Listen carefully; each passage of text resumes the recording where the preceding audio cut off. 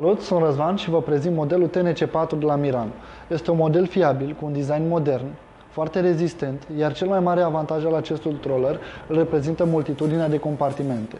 Compartiment superior pentru accesorii cu fermoar și magnet, un compartiment adânc,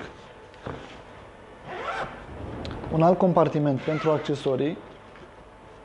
În partea din spate găsim de asemenea accesoriu pentru datele de contact, protecție la colțuri pentru lovituri și zgârieturi, mâner superior telescopic cu bare din aluminiu, mâner superior retractabil și lateral retractabil, 4 roți spinner din silicon, extensie de 5 cm pentru un plus de volum,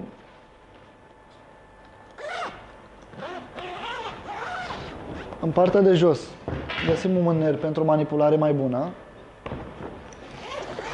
iar la interior este de asemenea foarte bine compartimentat.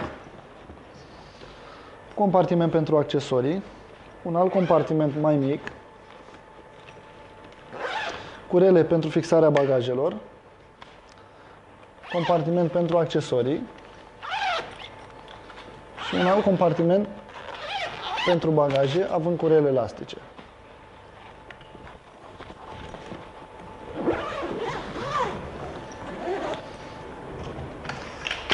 Acesta a fost modelul TNC4 de la Mirano. Vă mulțumesc și vă doresc călătorii plăcute!